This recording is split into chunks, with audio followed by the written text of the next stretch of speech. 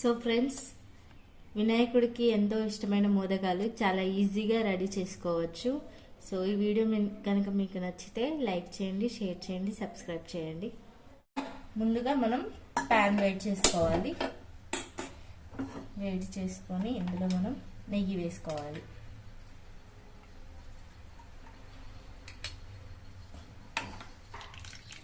నెయ్యి వేడెక్కాక మనం ఈ బొంబాయి రవ్వని ఇందులో వేసుకోవాలి.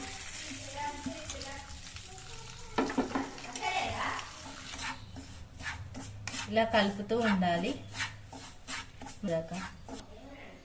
రవ్వని ఇలా వేయించి మనం పక్కన పెట్టుకోవాలి. దీనిలో 2 గ్లాసుల వాటర్ పోసుకోవాలి.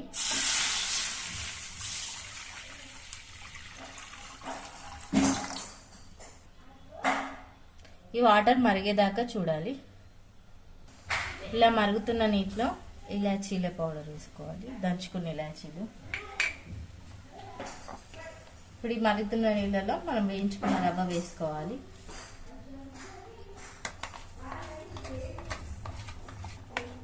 లేకుండా కలుపుకోవాలి.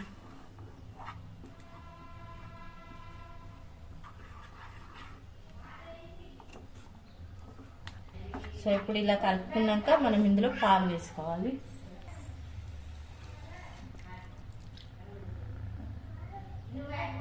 పాలు వేసుకుని మళ్ళీ కలుపుకోవాలి.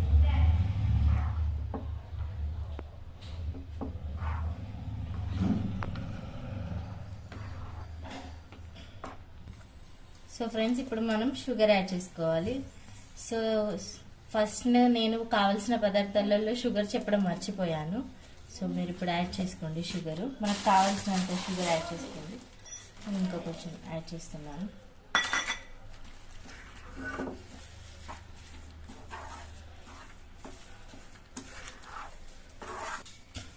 సో ఇలా మనం షుగర్ వేసుకొని కలుపుకున్నాక 1 స్పూన్ గీ వేసుకుందాం.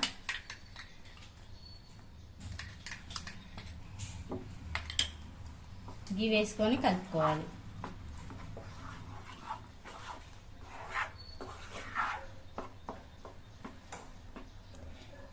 సో ఇలా రెడీ అయిన దాన్ని మనం ఒక ప్లేట్లోకి తీసుకోవాలి. తీసుకొని చల్లారనివ్వాలి.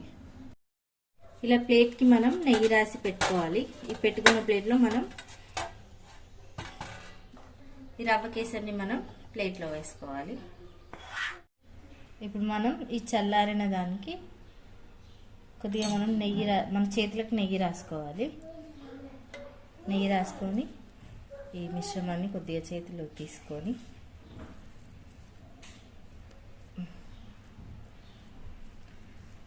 ఇందులో మనం ఇలా తురుము పెట్టుకున్న జీడిపప్పు,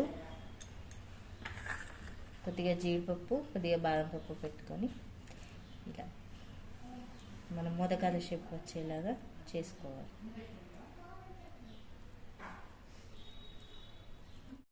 ఇలా మోదకం షేప్లో రెడీ చేసుకున్నాక దీన్ని కొద్దిగా ఇలా స్పూన్తో ఇలా ఘాట్లు పెట్టుకోవాలి.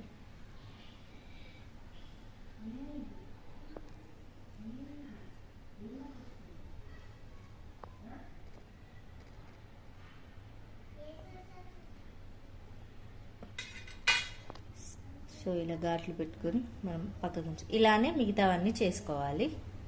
చేసుకున్నాక చూపిస్తాను. సో ఫ్రెండ్స్, వినాయకుడికి ఎంతో ఇష్టమైన మోదకాలు చాలా ఈజీగా రెడీ చేసుకోవచ్చు.